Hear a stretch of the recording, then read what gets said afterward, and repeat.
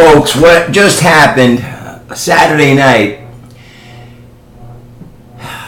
on the streets of Estes Park in Colorado allegedly happened is mind-boggling. It concerns Rabbi Finklestiens. Now, many of you have seen his video on the net where he talks about how the Jews control the United States.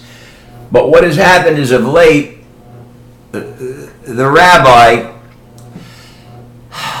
was under a lot of stress because of people like me and many, many others, we are becoming legion, exposing the crimes of the Jews. And he's getting a lot of flack, especially for the video he did. Even though he did it in a comedic style, he told the truth. So he had to get away. He was going to go to the islands, but there's too many black people in the island that know that the Jews ran the entire slave trade. He was going to go to Switzerland, but the people there don't like him either. He was going to go to Amsterdam until he found out that they wouldn't sell him pot, that they wouldn't even let him in the smoking lounges. So he decided to go to the mountains. He decided to go to Colorado where he would not be known. So he went to Colorado and he was going to be there for the weekend. He actually left Thursday night. He was going to come home. I believe he's coming home tomorrow. Right now, from what I hear, he's hiding out in his hotel. It seems that he went to a restaurant on Saturday night after having a very good day.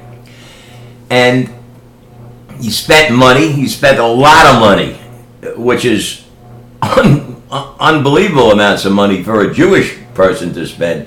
He spent about $100. And what he did, I'm trying to keep a straight face during this one, but this is breaking news. He went to a restaurant and he actually paid the chef to cook what the chef never cooked. Cabbage soup, whitefish salad, gefilte fish, and a good bottle of Manischewitz wine. Not the cheap shit that the Jews usually drink. And from what I understand, he had a couple of knishes, a couple of bagels, because he is a fat slob if you ever saw him. An ugly motherfucker, too. But that's beside the point. We don't want to judge people by their appearances, because we know the beauty is only skin deep. At least the wise know this. Well, he sat down, had himself a meal, and then actually decided to have himself a steak on top of it. And to be honest, it's rumored that he also ordered some baby back ribs, which he's not supposed to eat, so they say. And he was in such a good mood and so elated that when he left the restaurant, he actually left the waiter a $2 tip, as opposed to the $1 tip that he would usually leave.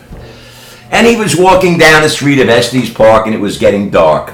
Some of the bars were open. If you ever been to Estes Park, I've been there several times. It's a really cool place. In fact, those Western jackets that you saw me do in the old videos, I had bought there. My wife didn't want me to spend the money to buy a black one, so I said I went along with it. And then when I went home, I called the shop, and I had two, the beige one and the black ones delivered, because nobody tells the Phoenix what to do. It's an impossibility. I do my thing. It's my thing. I do what I want to do. Like I always say, cheap lesson in life. Of course, I adhere to the cardinal rules of the universe. I do unto others the way I would have them do unto me, which is a summation of the 50 spiritual and cosmic laws which you could get on YouTube. But to get back to the tale, because it is a tale, he's walking down the block, and as he's walking down the block, his mind is just thinking about how he's going to get back and how he's going to fight off the attacks on Zionism, how he's going to say that we're lying without saying we're lying, because he can't contend with us, how he's going to ignore us and possibly eliminate us. Me, what? Me worry? I'm the Phoenix. I rise from the ashes. I've been on this planet many times. So he wasn't looking at who was in front of him, nor to the side, nor to the back. Well, about 100 feet behind him, in front of him, out walks from, see, Estes Park is a strip. You got woods and mountains on either side, and the blocks are short. and there were woods. Out of those thick woods, out comes Bigfoot. Now, Bigfoots and Sasquatches don't look like you think they look, like you've been told they look. They're very well-dressed individuals. Can you imagine Chewbacca in a three-piece Armani suit? Well, that's how Bigfoots look. They don't look like an animal. They're cultured, probably more than the human being. So as he's walking, all of a sudden, a bunch of people come out of a bar and see the scene, and they know there's trouble. Because you don't mess with Bigfoot, I'm telling you. That man, or whatever you want to call him, could take 5, 7 Bruce Lee type characters and Steven Seagal's and Chuck Norris's out easily. So they issue a warning.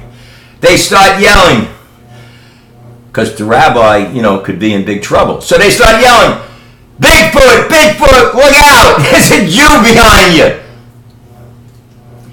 That's all, folks.